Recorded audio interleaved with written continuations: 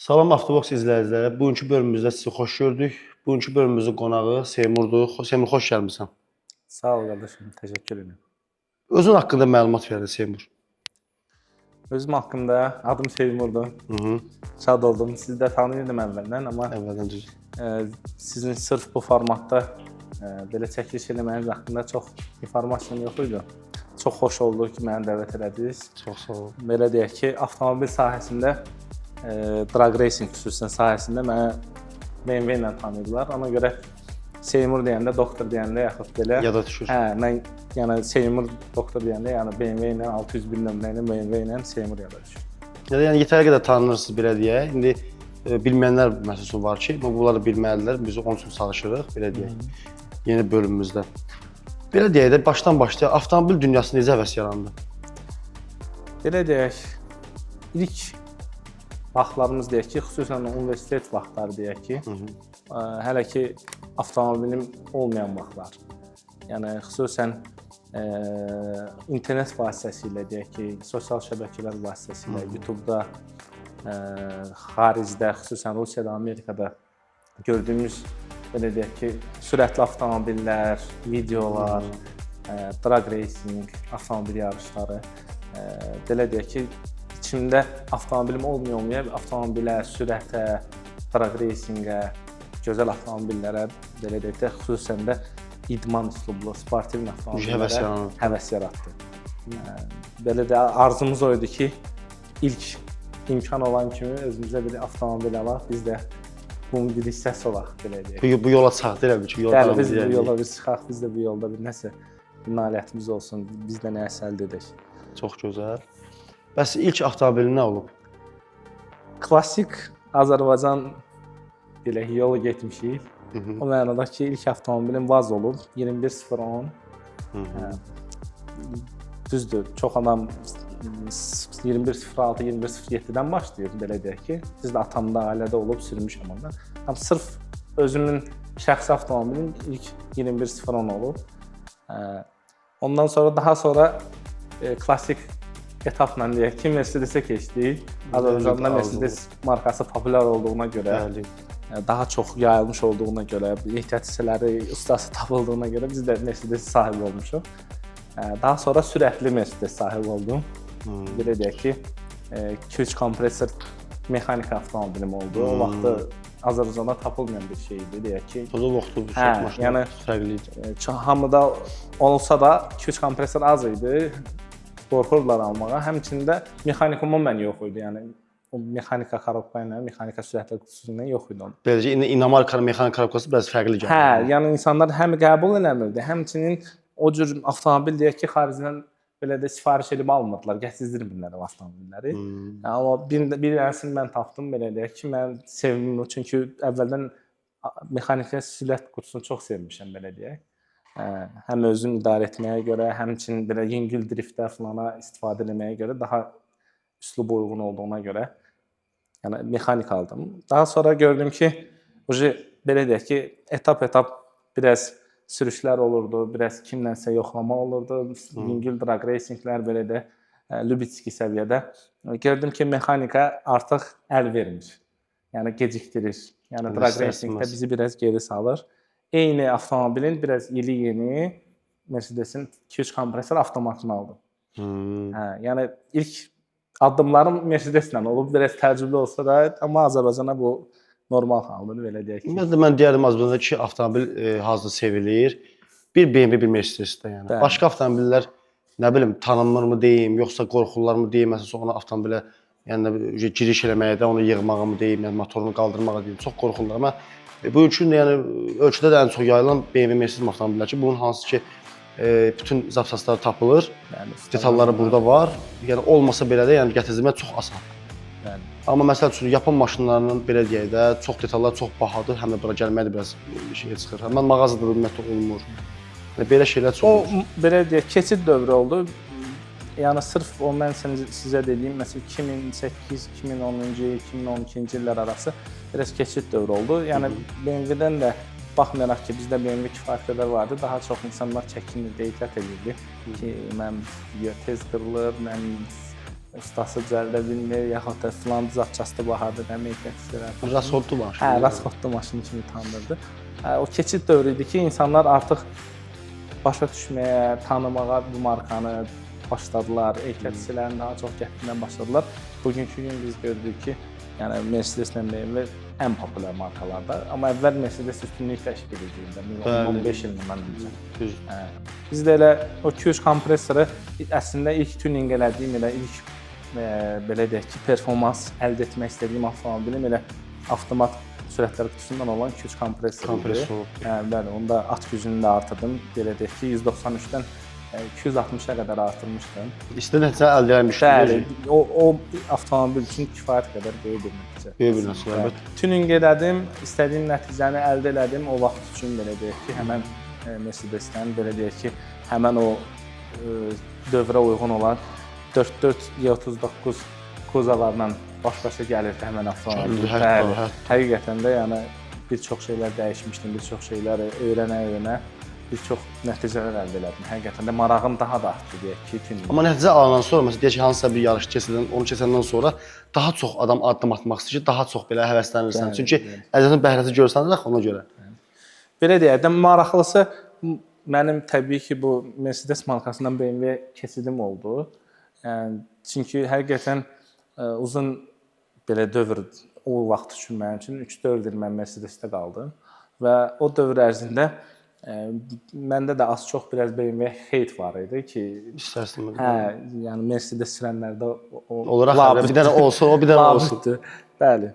İlk dəfə deyək yaxın bir dostum E46 almışdı. BMW 3-cü seriya E46 almışdı. 3.0 atmosfer M54-lə. Ona ilk dəfə oturdum, belə deyək, idarə etdim. Yəni çox belə deyək ki, mən özümü aldatmış kimi hiss elədim.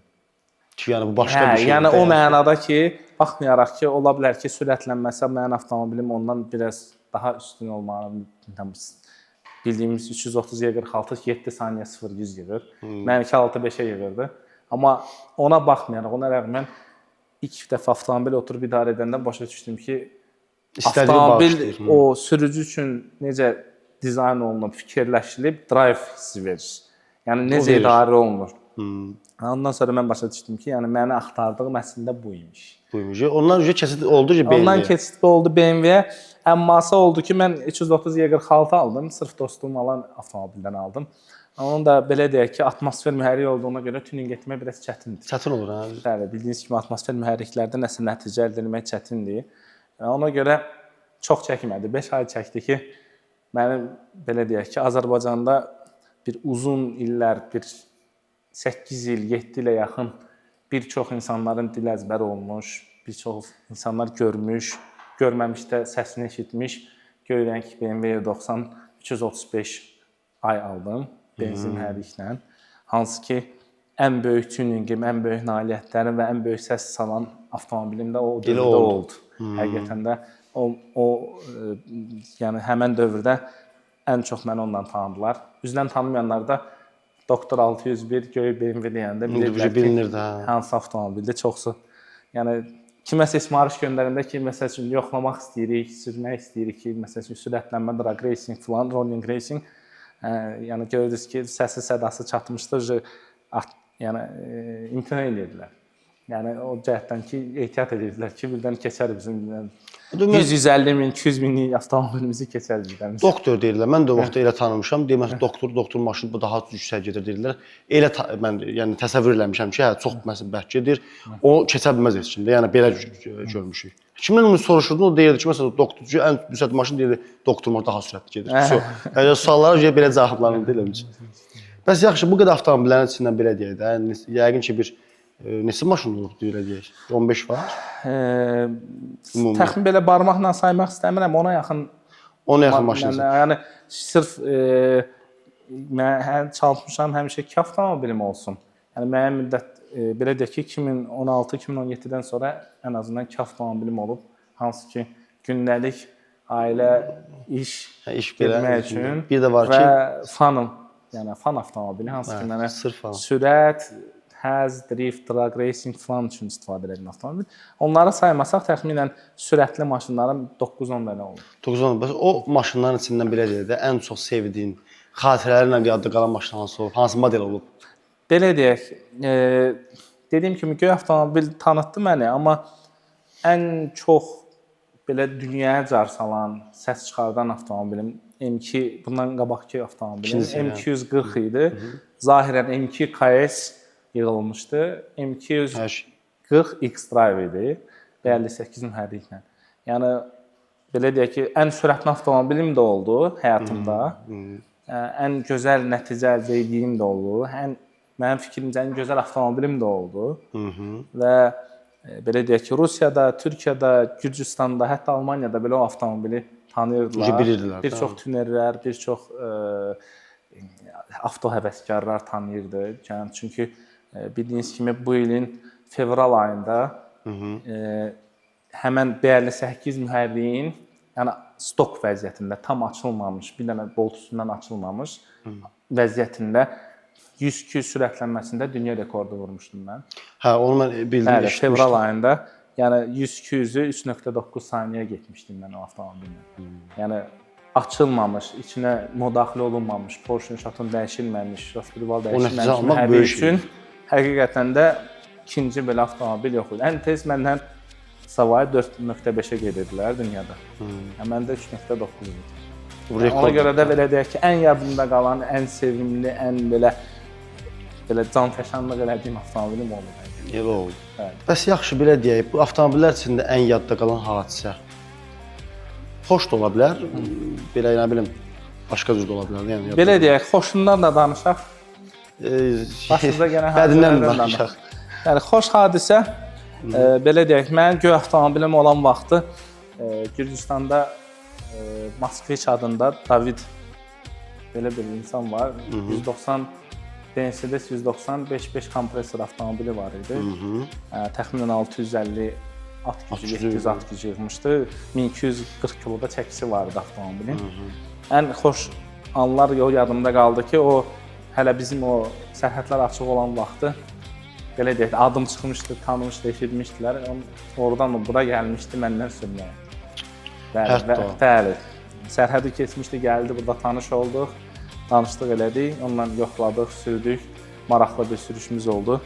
Düzdür, danışılmamışdı ki, yerindən sürəcəyik, yerindən də sürdük, yerindən o, belə deyək ki, sport təkərlər gətirmişdi. Orada aşı tapılır. İki daşın arasında orada sport təkərləri qoydu, yerindən məni keçdi əslində. Amma danışdığımız əsas rolling race idi, məsəl üçün gedə-gedə sürətlənmədən mən onu keçdim. Və həqiqətən onun üçün də maraqlı oldu, mənim üçün də maraqlı oldu. Bəli. Gözəl bir hadisə idi, yadda qalan idi. Bir çox insanlar məni tanıyan yığışmışdı. Buna görə bəli, və səs saldı belə, yayıldı belə. Həm bura, həm o tərəfə. O tərəfə də, bu tərəfə də, bəli. Belə xoş olmayan hadisələrdən də ən sevimli avtomobilimdən çox təəssüflər olsun, çox bir pis qəza keçirdim. Eşitdik onu, bildik məsələni. Bilirsiniz. Yəni istəməzdim kiminsə başına gəlsin. Yəni xüsusən də avtosevərlərin, o kəslər ki, vaxtını, sinirini, həvəsini, pulunu ortaya qoyur. Boğazından mı kəsir, həyatından mı, vaxtından kəsir, ailəsindən kəsir. Bu tək hobbi deyil də, biraz daha artıq bir şeydir. Yəni bu avtoidmandır. Və heç kimin başına gəlməsin, çünki insanın həqiqətən həyatında çox bir dəyişiklik, bir sınıq nöqtə olur. Ən azından insan zehni cəhətdən təsir edir. Yəni belə deyək ki, çox yüksək sürətdə qəza keçirdim. Şükürlər olsun Allaha ki, o qəzadan sağ çıxdım. Avtomobil yararsız hala düşdü əslində. Amma belə deyək ki, dünya standartlarına da tanınmayan bir hadisə o idi ki, mən sağ qaldım. Çünki sürət həddindən artıq çox yüksək idi. Bəli. Həmin maşın aşıb eləmişdi. Bəli, maşın bir çox sayda aşdı hətta. Yəni maşın, ban hissəsi yararsız hala düşdü. O vəziyyətə ki, yığılması deyil. Yığılması deyil də, təbii ki, görmüşdük onu. Yəni ona görə ən pis həyatda qalan da bu oldu. Çünki ən sevimli avtomobilim idi, ən sürətli avtomobilim idi. Ən gözlənilməz bir anda baş verdi. Çünki hazırlaşırdım əslində, belə deyək, boğazımızdan, vaxtımızdan kəsib öz belə cibimizin xərcinə istəyirdim, xaricə gedim, iştirak edim. Yəni rəsmi qaydada. Bəli, rəsmi qaydada, rəsmi çox təəssüf ki, Azərbaycanda bugünkü gün rəsmi şəkildə drag racing keçirilmir, Keçirilmir, bəli. vəziyyətdə. Mənfidir. Bəli. Mən deyim ki, bir mənfidir o bizdə. Çox böyük təəssüflə, çünki mən bugünkü gün müəyyən xırda ona oxşar bir yığıntılarda görürəm ki, həvəskar çoxdur, istəyən çoxdur. Yəni bu mütləq deyil ki, burada 800-900 min at gücü maşınlar olsun. Burada həvəs elə 150-200 at gücündən başlayır. Bəli. Yəni kateqoriyalara bölünür. Yəni bu həvəsi insanların içində belə deyək, küçədə, bacada, insanların olan yerində, yaxud da ümumi yollarda yox, bunu belə deyək ki, rəsmi bir şəkildə Təhlükəsiz vəziyyətdə eləmək təhlükəsiz lazım. vəziyyəti yerinə yetirməkləri məsləhətdir. Ona görə bu qəza Allah eləməsin kimsə başına gəlsin. Bu qəzanın da olmaması üçün ilk növbədə təhlükəsiz tədbirlər olmalıdır. Bu bağlı bir yerdə, bağlı bir məkanda, yəni xüsusi ona ayrılmış bir yerdə və ələxüsus da orada tibbi yardım olsa yaxşı olur ki, yerində müdaxilə olsun. Yəni Allah uzaq eləsin, yəni yanğın söndürən maşında olsun. Təcili yardım olur, hamısı müdaxilə vaxtında olsun deyə daha çox yəni elə toxunmuşkən buna demək istəyirdim ki, yan qonşu dövlətimizdə, yəni bizdə Gürcüstanda ən azından biz drag racing üçün 3-4 dənə trekin olduğunu bilirik. Yəni bizim şükür Allaha hər şeyimiz imkan verir ki, Azərbaycanda da ondan da artıqını eləyək. Bölümü olar və təbii ki. çox ümid edirəm ki, inşallah gələcəkdə yəni ən azından rəsmi şəkildə 402 metrə, yəni dünya standartı olan 1.4 mil, 1.4 mili yəni təşkil eləyəcəklər drag racingi. Yəni ki, həvəskarlar hər kateqoriyada iştirak edə bilsin, həvəslərini öldürə bilsinlər. Kim ki inkişaf eləyib, irəli getmək istəyir, rəsmi şəkildə gedib başqa ölkələrdə də iştirak eləsin. Yəni bu inkişaf eləsin. Bizə də gəlsinlər xaricdən. Bizdə də iştirak eləsinlər. Yəni bu həqiqətən də bu elə bir şeydir ki, bütün dünyaya yayılmış, illərlə düzdür Amerikada başlamışdı, amma bütün dünyaya yayılmış bir şey. Gözəl idman növüdür bu. Gözəl idman növüdür. Bəli, burada da inkişaf eləməlidir o şeylər. Yəni gəlib hansısa bir şəhər küçələrində kimlərinsə həyatını təhlükəyə atmaqdansa, elə bir yerdə yəni daha çox adrenalin belə deyək də öldürmək, bastırmaq daha çox məsləhətdir. Və buna şərait yaratmaqda ki, məncə daha yaxşı olar. Bəli, yəni biz əslində hazırıq biliklərimizdən, öyrəndiklərimizdən, yəni onun təşkili üçün hər şeyi ortaya qoymağa, yəni heç bir təminasız, sadəcə olaraq insanların bir entuziast kimi insanların inkişafı üçün sadəcə olaraq təkan lazımdır, dəstək lazımdır, icazə lazımdır. Bunun üçün bir irəliləyiş lazımdır. Hətta bir addım atılsa vallahi hamı da yəni əlindən gələni eləyər, hamı bir dəstək kimi durar. Çoxsu belə deyə də öz vəsaiti hesabına bunu eləyər. Yəni biraz belə demək təkan addım lazımdır bunun üçün. Bunu da ki, yəni avtomobil sevərlərində inanmıram ki, kimsə istəməsin. Hamısının marağındadır, hamısı da istəyir, hamısı da maraqlanır. Bugünkü gün hamısı da gözləyir.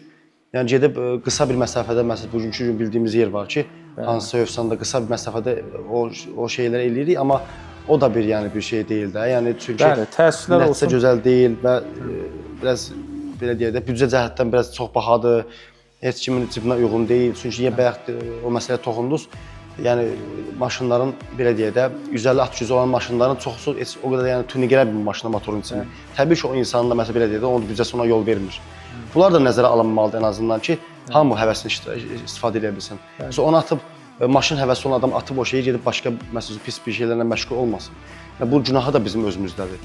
Bugünkü gündə Azərbaycanda məsələn müəyyən eventlər keçirilir, festivallar keçirilir, hansı ki rəsmi qaydada belə deyək.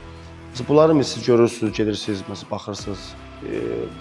Məsələn belə deyim də hansı yadda qalan belə deyim də, nəyi məsələn sevirsiniz, nə yadda qalır, nə yadda xoşunuza gəlir, nə gəlmir. Məsələn bu haqqında nə danışa bilərsiniz eventlər haqqında. Sizə məsələn belə deyək standart uyğundurmu? Yəni büdcə hər şey bacarırıqmı, yoxsa hələ o deyil? Məsələn belə bu haqqda biraz məlumat verərdim. Bilirsiniz, son bir neçə ildə daha çox yayılıb. Siz demiş görüşlər, eventlər. Bilirsiniz, yəni qınamaq olmur. Yəni hamısı təbii ki, tam ideal keçməz. Yəni bu mümkün deyil. Yəni təbii ki, inkişaf elə gedirik. Görürəm ki, çalışan var, cəhd eləyən var. Yəni çünki bilirsiniz, cürbəcür belə deyək ki, qruplarını keçirir bunu, cürbəcür insanlarını keçirir. Hərəsində birinin özünə bir məxsus adı var. Yəni kimisi adını çəkmək mənasızdır. Ümumi olaraq deyirəm mən. Ümumi olaraq eventləri hərəsi cürbəcür səviyyədə keçirdik. Yəni indi nə bilim retro avtomobillər var, birində görürsüz hamısını yığırlar, birində görürsüz məsəl üçün Bakı Basda time attack təşkil edirlər, gedib orada time attack sürürük. Yəni hamısında ən azından müsbət nəsə var. Yəni çünki insanların bir yerə hər halda toplaşması, eyni fikir üzrə, eyni həvəs üzrə bir-birinin avtomobilini görməsi, bir-birindən ünsiyyət qurması, bir-birinə sual verməsi, yəni eyni markamı, eyni kateqoriya avtomobillərin bir-birindən nəsə öyrənməsi, yəni bu çox xoş haldır hər halda. Yəni insanlar gəlir bir yerdə gözəl vaxt keçirir, eyni açılır. Yəni və ola bilər ki, kiminsə bilmədiyi bir şey o birisindən öyrənir. Yəni bu eventlər hər halda müsbət bir yoldur. Sadəcə olaraq təbii ki, onun təşkilində həmişə çalışmaq lazımdır ki, belə deyək, müəyyən səviyyə qorunsun, müəyyən şərtlərə riayət olunsun, qaydalar olsun nəsə ki, belə deyək ki, insanlar da ora gələnlər oradan çoxsu razı getsin. Hamını razı salmaq mümkün deyil. Mümkün deyil, təbii haldır. Hə, çoxsu razı getsin ki, gələn dəfə daha çox insan gəlsin, daha da insanlar açsın, eşitsin ki, hə, məsəl üçün bu filan şirkətmi, filan insanmı, filan nə bilim qrupmamı keçirdiyi, yəni event gözəldir, ora bilsin getsin, artıq adını, markasını bilsinlər, getsinlər ora. Düzdür, onlar çalışırlar, valla sağ olsunlar, hər üzə keçirilir, hər bir qaydada keçirilir, hərəsi öz, belə deyək də, öz üslubu var event keçirilməsində. Sadəcə olaraq mən onu da demək istəyirəm ki, yəni insanlar da gərək düzgün qiymət verilsin maşınlara. Yəni məsələn bugün üçün də yığılır, hamı həvəslə gəlir onlar, müəyyən əziyyətə çəkir, biri parlovka eləyir. Yəni mənim öz başıma da gəlir. Məsələn gəlirsən, görürsən o qiymət ona verilmir. Biraz bizim də məsələn cəmiyyətdə biraz belə deyək də o düşüncə biraz dala qalıbdı hələ. Hələ o səviyyədə də deyil. Yəni şərt günahı eventdə görmək də olmaz. Məsələn axırıncı məsəl eventdə mən belə deyərdim ki, müəyyən etaplı maşınlar var. Çox belə deyək də cəmiyyət qaçır ancaq təzə alınan maşınlara, hazır maşınlara çəkdirir, video çəkdirir, amma əldə çəkilən maşınlara qiymət verən yoxdur.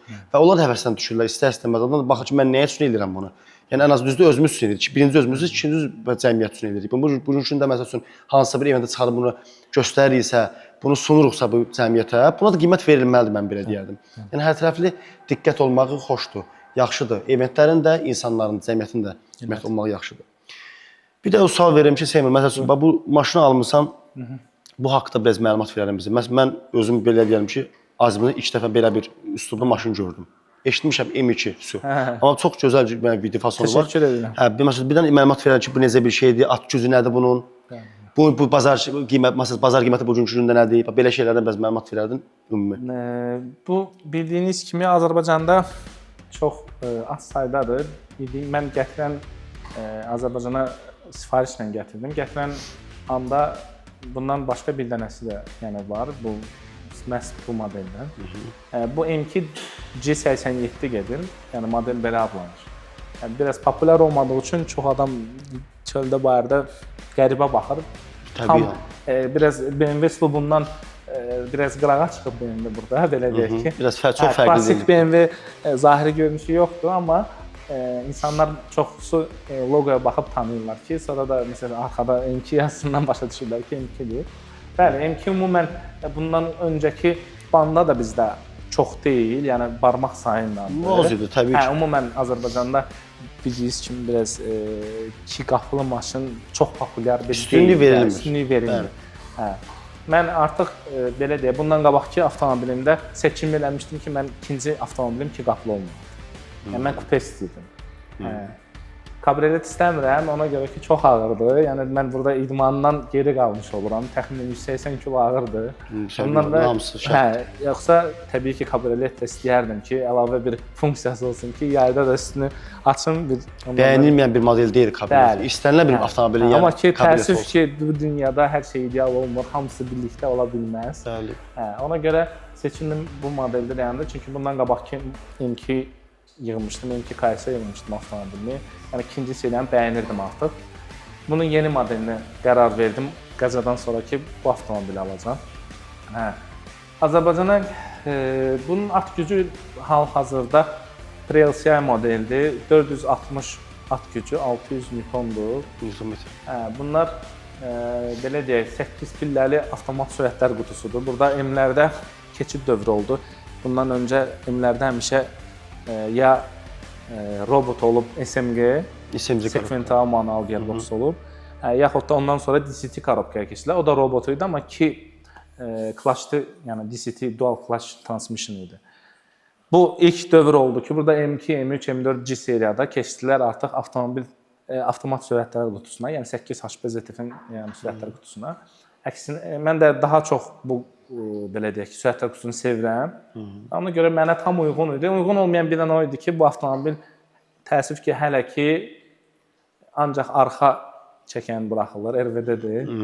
Bunun X-Drive yoxdur. Mən çox istirdim ki, bu avtomobili olsa məncə gözəl olardı. Bəli, X-Drive modelini alım.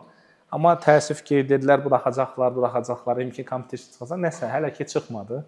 Mən də qərar verdim ki, hələlik bir müddət köhnə vaxtımıza qayıdaq, RVD avtomobillərimizə qayıdaq. Biraz fanovo, yəni belə deyək ki, tək drag racing yox, mən driftlə də, yəni Lubitski səviyyədə məşğul, bəli, donutsdır, yüngül power slide'dır, belə falan istifadə edirik. Yəni Bakubasda təbii ki, dağlı məkanda. Təbii məsələdir. Hə.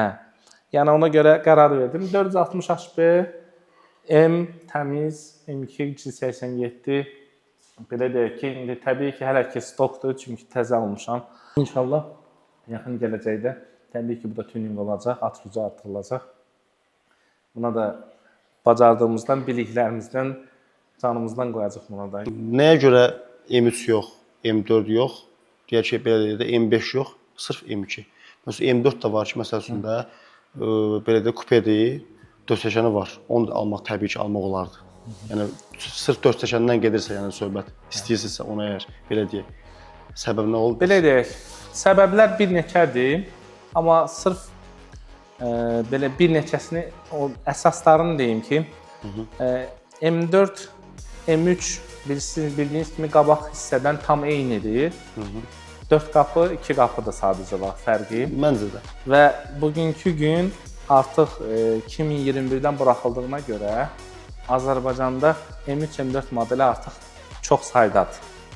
Sevildi, dünyada tanındı. Bu modellər belə deyək, partlayış elədi. Çox ölkələrdə belə auksionuna da girib almaq istəyəndə görürsən ki, o avtomobillər üstündə qırğın gedir. Çox çətindir onlara. Amma ki, ikinci məsələ o idi ki, G20 modellərini artıq başlayırlar M3-ə yığmağa.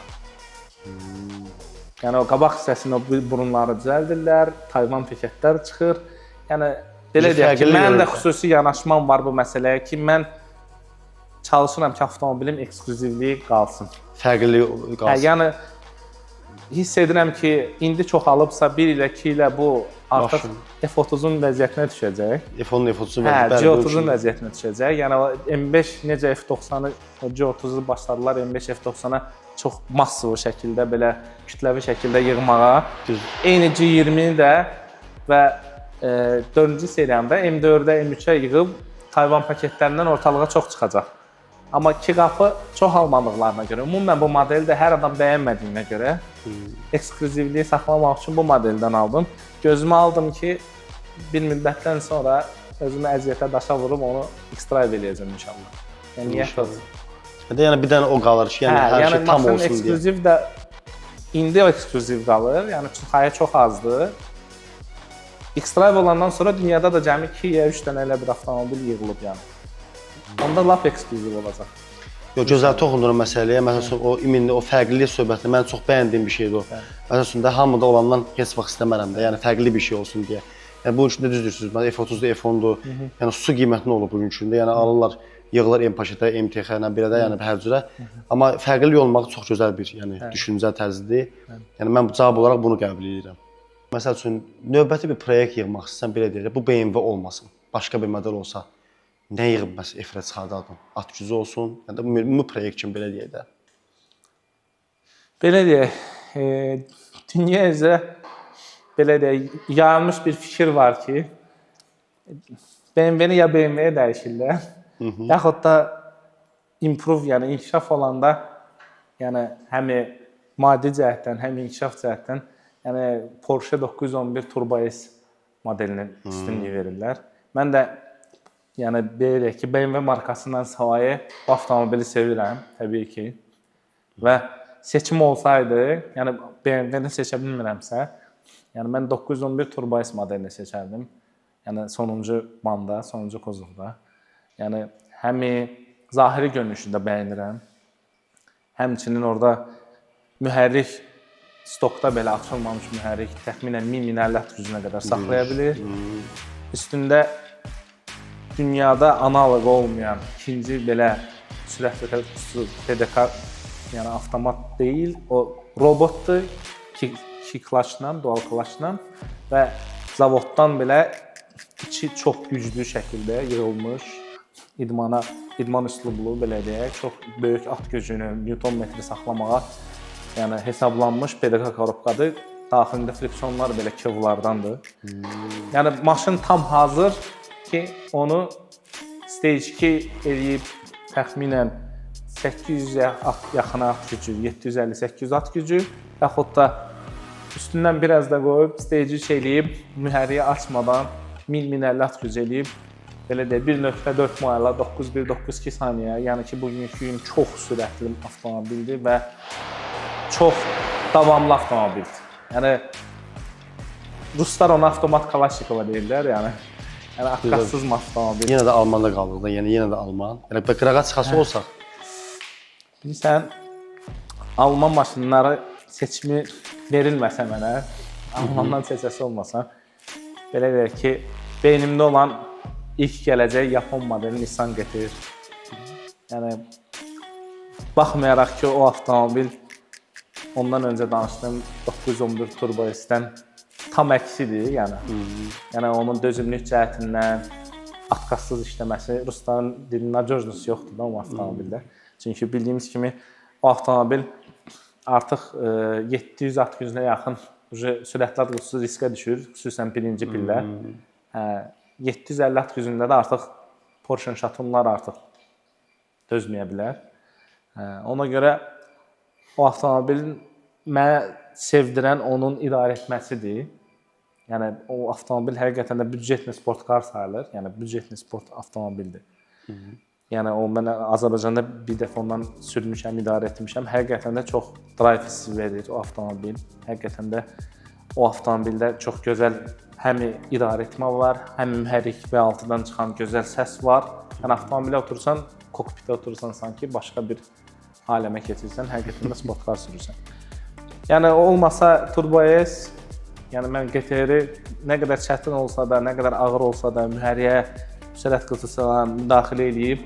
Çünki seçim çox böyükdür. Həqiqətən də onlara dünyada Nissan GT-R 2008-dən çıxıb bildiyimiz kimi, 2008-ci ildən bəri o avtomobilin tuninginə o qədər cürbəcür firmalar hissələr buraxır ki, yəni heç bir çətinlik yoxdur ona. Çeşid boldur. Çeşid boldur. İstər sürətlər qutusuna, istər mühərriyə, istər navisnoya, istər turbokitə, istər yəni beyin cəhətdən, yəni hər bir şey cəhətdən avtomobilin razlatkası belə, korpusu belə addenli satılır, tuning bilet korpuslar satılır, içi yalata addenli satılır. Hər şey o avtomobilə var və istədiyin nəticəni ondan əldə etmək olar. Tək maddiyyat olsun və istək olsun. Sonuncu sualım da olacaq Seymur sənə. Bugünkü gündə gənclərə, belə deyək, məsələn, maşın həvəskarlarına, maşın tuning eləmək istəyən gənclərə, belə deyək də, bu işə girmək istəyənlərə həvəsi var, marağı var, girmək istəyir. Məsələn, bu işlə girənlərə kim məsləhət verə bilərsiniz? Büdcə cəhətdə olsun, ümumən olsun, ümumən danışaqda necə məsləhət görərsiniz? Ümumi bir məsləhət vermək istəyirəm. Ümumən, çünki biz daha çox sərdən at gücündən danışırıq, güc tuningindən danışırıq, sürətdən danışırıq. Ümumən, bayaqki məsələyə qayıtmaq istəyirəm ki, tövsiyəm odur ki, cavanlar bir-birini başa düşsün. Bir tuning sahəsi, o birisi tuning sahəsini qınamasın. Bu bir ilk növbədədir. Bu dəb halı. Bu bir ilk növbədədir. İkincisi, sırf güc tuningindən, yəni drag racingdir, maşın sürətlənməsidir, yəni onda nəsə saniyələr əldə etməkdirsə, ilk növbədə bu iş Azərbaycanda tuning atelierlər populyar olmadığı üçün həmən insan, həmən cavan, həmən gənc hansı ki avtomobil əldə edib seçimini düzgün eləməlidir. Yəni tuningə yararlı avtomobil almalıdır. Ki sonra çətinliklərlə uğraşmasın. İkinci növbədə tuningi etmək üçün Azərbaycanda çox qısıt xırda bir insan kütləsi var ki, onlarla tanış olub, onların fikirlərini, onlardan məsləhət almalıdır. Öyrənməlidir bəli. Ondan savayı özü yaxşı olar ki, yəni başqa dillərdə, ingilis dilində, rus dilində olan internet saytlarından, sosial şəbəkələrdən istifadə edib informasiyalar toplasın və ondan sonra tuninqə başlasın. Yəni çünki səhvlər labüddür, olacaq. Onsuz da səhvsiz mümkün deyil. Sadəcə olaraq bilən insanlarla məsləhətləşməklə bu səhvlərin sayını azaldıb, bilən insanlarla məsləhət eləsinlər. Bizdə az olsa da var. Mən də köməyimi heç kəsdən əsirgəmərəm. Bugünkü gün nə qədər mənə tanımadığım insanlar belə telefon vasitəsilə, WhatsApp vasitəsilə, Instagram vasitəsilə yazıb soruşurlar. Mən məsləhətlərimi, bildiklərimi vermişəm, öyrətmişəm. Yəni o həmin məsləhətləşmə onların şansını azaldacaq ki, onlar səhv yolla getməsin, səhv yerə pul xərcləməsin, səhv yerə vaxtlarını simdən sərf edib və sonra həvəsdən düşməsinlər. Çünki hamı istəyir ki, qoyduğu pul, vaxt, sinir nəticəsində bir nəticə əldə eləsin. Yəni bir rezultat alsın, saniyə alsın, at gücü alsın. Ona görə düzgün yolla getmək lazımdır. Minnətdaram, çox sağ ol bu məlumatlar üçün. Yəqin ki, gənclər də belə qulaq assın, buna riayət eləsin. Vallahi sizin üçün danışırlar, sizin üçün deyilir bunlar hamısı. Seymur, çox sağ ol gəldiyin üçün minnətdaram. Yəni bugünkü gündə xahişimizi yerə salmadın, gəldi. Yəni mən bu qədər məlumat verdim. Yəni bu gözəl çox qızıl sözlər mən deyərdim avtomobil dünyası üçün. Yəni bizim gənclər üçün də çox qızıl sözlərdir. Yəni qızıl tövsiyələrdir. Yəni bugünkü gündə olundu. 911 avtovazda xüsusi təşəkkür bildirirəm. Bizə belə gözəl şərait yaradıbdı. Sağ olsunlar. Yəni çox sağ olsunlar. Yəni ümumiyyətlə burada çox işlər görülür. Məncə maraqlanın. Yəni peşman olmarsınız. Son sözlərimizdə Seymur deyərdin, sağlaşardıq, yekunlaşdırardıq. Son sözlərim odur ki, ümid edirəm ki, yəni belə tip podkast mı deyim, belə tip görüşlər, danışıqlar, video yazılar avtomobil sahəsində siz tərəfdən də, başqaları tərəfdən də olsun artacaq. Ümid edirəm. Siz də inkişaf edəcəksiniz. İnşallah gün o gün olsun. Bundan da qat-qat firavan bir yerdə daha çox maşınlarla, daha çox insanlarla bir görüşlər keçirək və insanlara faydalı olsun. O videolara həm həzmlə baxsınlar, həm öz elmlərini artırıb tuning sahəsində inkişaf edəsinlər. Bəli, hamımız onsuz bunun üçün çalışırıq. Əziz izləyicilər, bugünkü bölümümüzün sonuna çatdıq. Gəlin görüşənədək kanalımızı izləməyi unutmayın. Çox maraqlı qonaqlar olacaq. Belə deyim, izləyin məncə. Sağ olun, salamat qalın. Sağ olun. Dum mahnı gələcək buradan.